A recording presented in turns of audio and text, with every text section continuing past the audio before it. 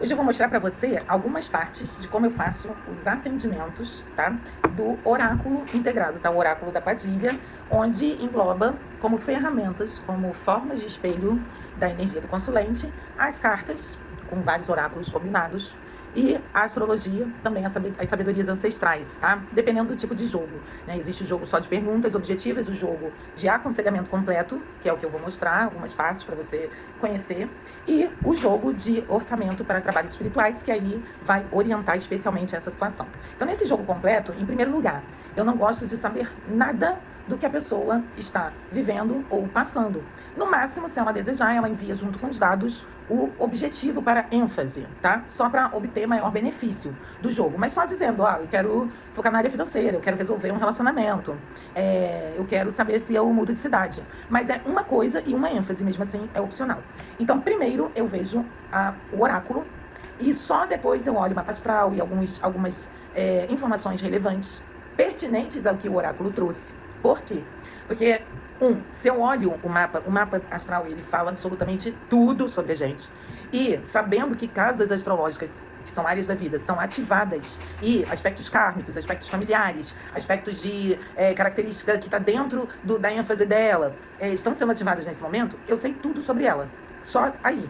Então, eu prefiro, e tenho orientação da Maria Padilha, para fazer assim, sem saber absolutamente nada, para não sugestionar a leitura.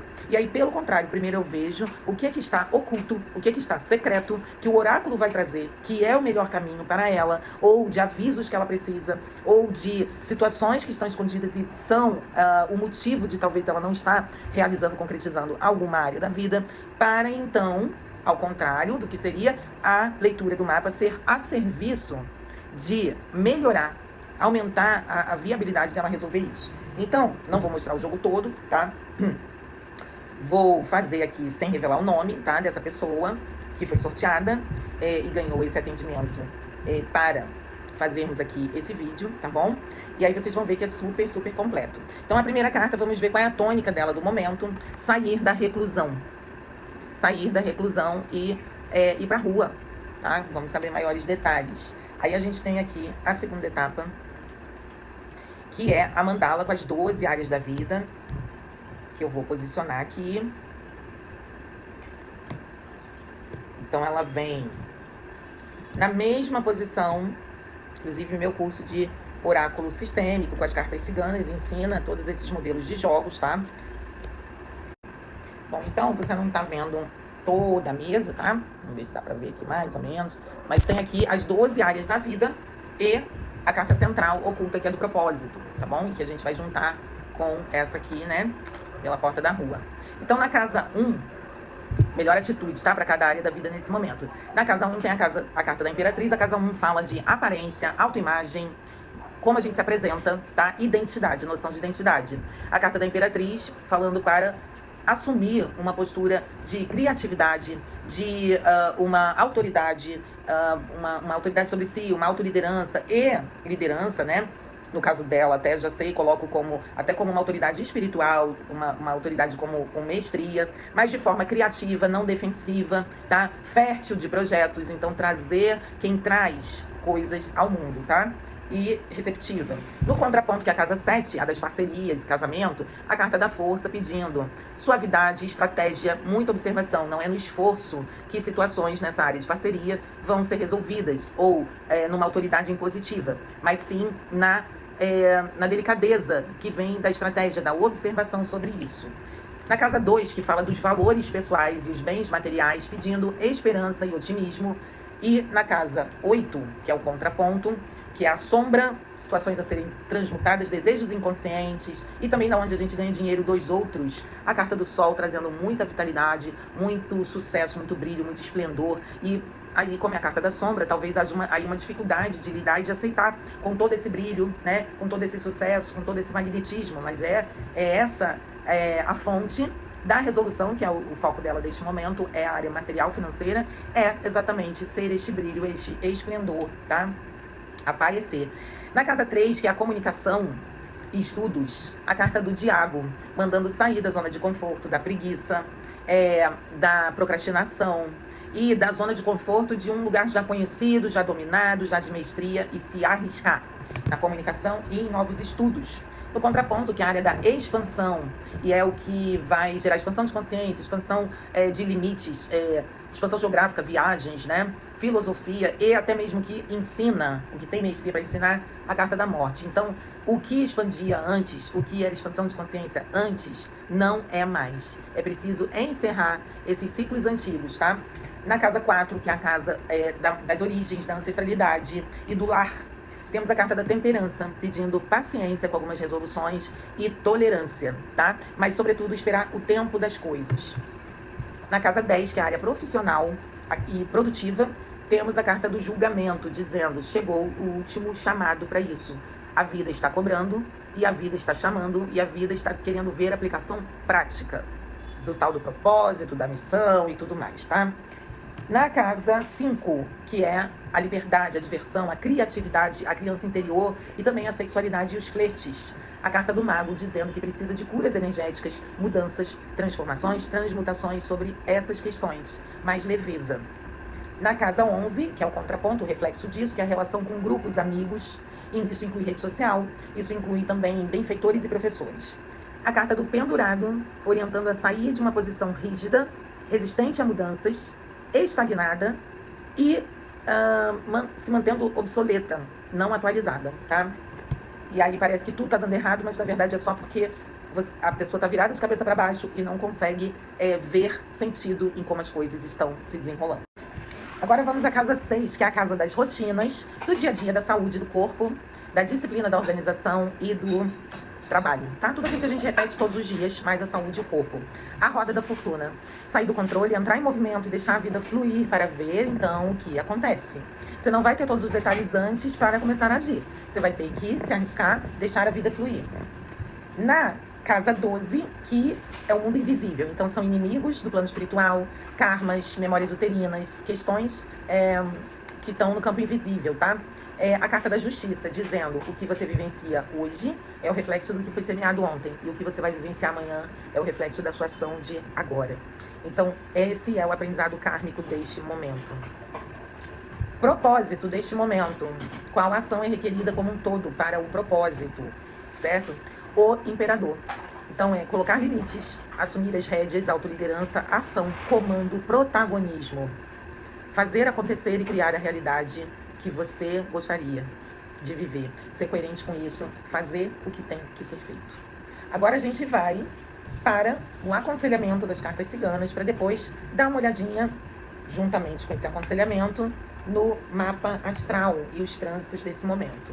Aqui, normalmente eu faço a tiragem das 36 cartas, muito completa, dura mais ou menos 20, 30 minutos, só essa parte, tá? Nesse momento aqui eu não vou fazer tudo isso, tá? Eu vou pegar um aconselhamento aqui por intuição, que é uma demonstração do que aparece, tá? Do que é mais importante, mas no jogo a pessoa tem, além desse que eu vou trazer, mais uma meia hora aí de desenvolvimento de caminhos detalhadamente a serem seguidos, tá? Então aqui pede 5 cartas e depois mais 3, tá? Então 5 cartas, que é o jogo da cruz, que eu também ensino no meu jogo do oráculo sistêmico. Então a gente começa pelo ponto central, assunto central, disciplina. Disciplina, tá? Qual momento, passado recente, foi de muita introspecção, muitíssima introspecção. Momento presente, vai ter que trabalhar o empoderamento, a energia Kundalini e a sexualidade. Isso, consequentemente, magnetismo, tá? Para ter saúde, para suprir os desafios. Num futuro breve, olha, muita aceleração, avanço, é o que está no caminho da consulente. Independente de ser seguido ou não, mas é como tem tudo que precisa para ser assim e é para ser assim. O caminho para tudo isso precisa de viagens, tá? Viajar e um distanciamento sobre coisas que não estão legais. E aí vamos ver que coisas são essas. Então são as 3 cartas que tinham aparecido que precisariam vir. Olha, ela mesma precisando transmutar questões com felicidade e idealizações. Precisando transmutar para chegar numa plenitude verdadeira. Transmutar em si mesma, tá? Autoestima, autovalor, brilho pessoal, questões do corpo físico, da aparência, tá?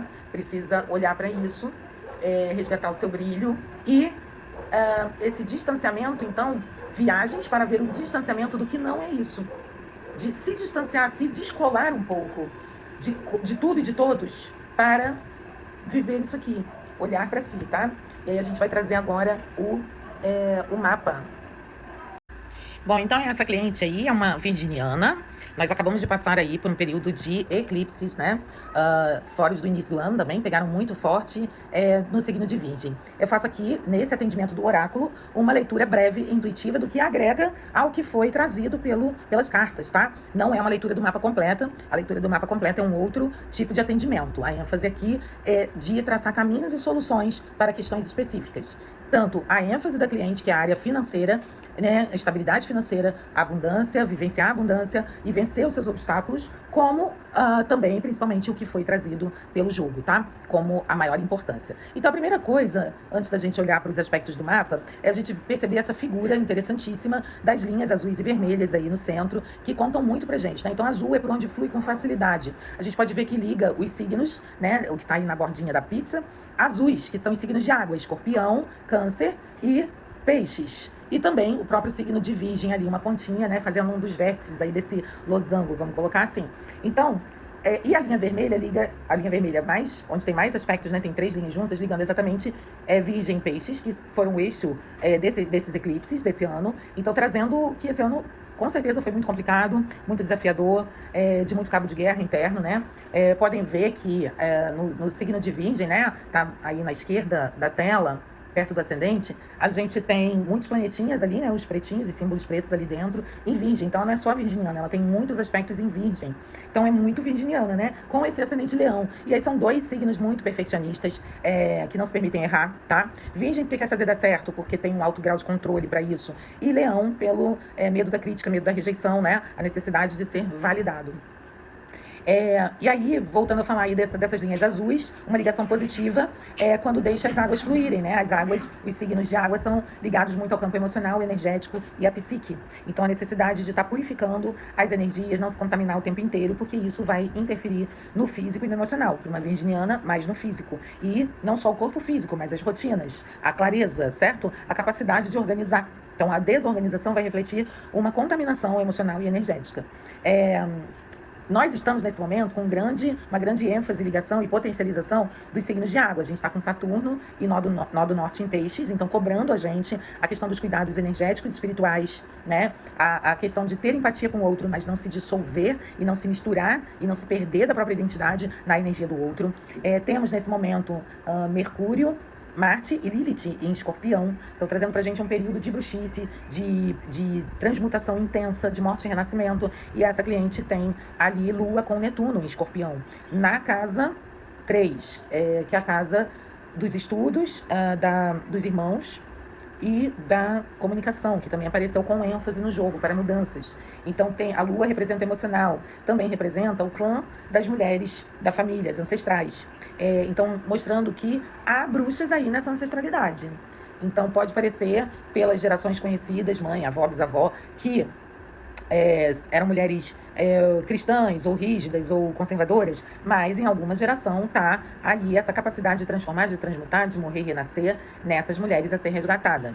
Tá? A dificuldade de digerir e processar questões emocionais, ou de rancor, ou de mágoas, tá? E aí, Câncer, que a gente atualmente está com Júpiter em Câncer, expandindo, aumentando, sendo uma fonte ou de abundância ou de aumento de abalos emocionais, ela tem na casa 11, na verdade, na casa 12, questões kármicas e do mundo invisível, memórias uterinas e tudo mais, mas o Júpiter em Câncer está também está passando na casa 12, no grau da casa 12.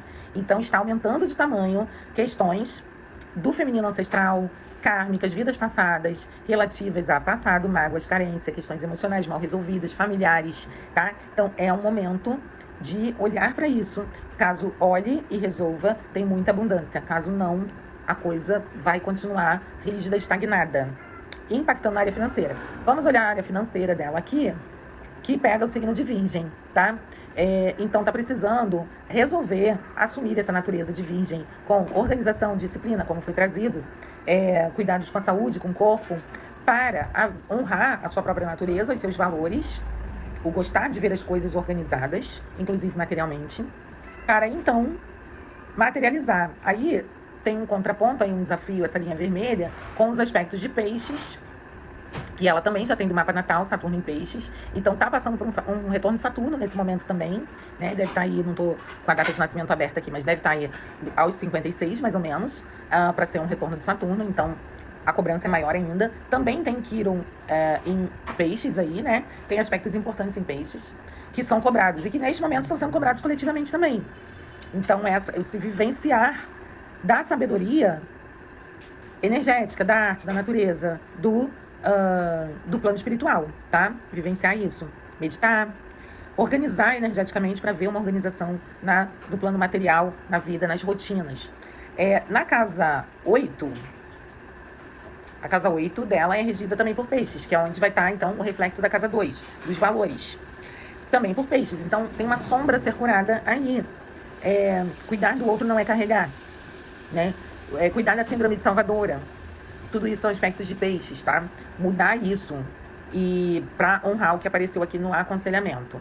Na área profissional, que também apareceu um chamado, ela tem gêmeos, então tem a ver com comunicação, possivelmente ensinar ou fazer partilhas, ou mesmo inovar, né? Porque Urano ainda está em gêmeos, trazendo desconstruções para ver inovação e novidade, né?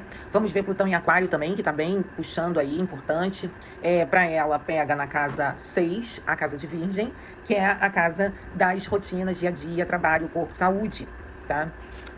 Então, é um chamado muito forte para olhar para as emoções, para uma cura emocional mais profunda, lá na psique, lá em questões kármicas, lá nas memórias uterinas, tá? Haver uma inovação. E aí, olha, a gente tem muito mais aspectos importantes aí. A gente tem Roda da Fortuna, tá? Que é o ponto de guinada.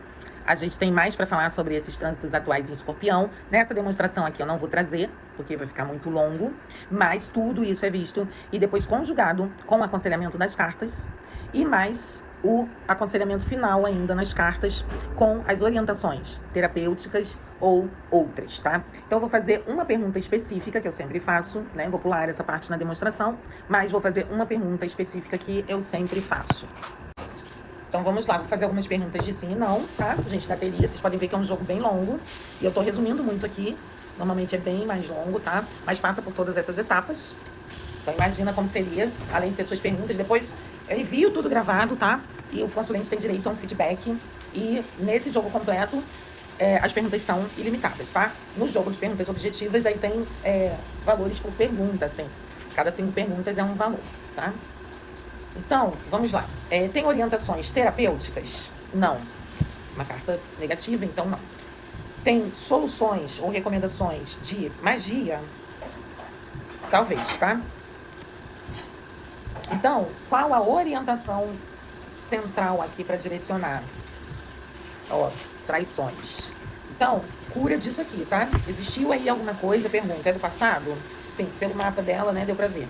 É do presente? Também, porque a gente, né, o inconsciente vai repetindo, ou até mesmo medo de que isso aconteça, tá? Então, tem uma questão com isso aqui para ser resolvida. É no âmbito emocional? Sim. Espiritual? Sim. Constelação sistêmica? Não. Mesa radiônica? Sim.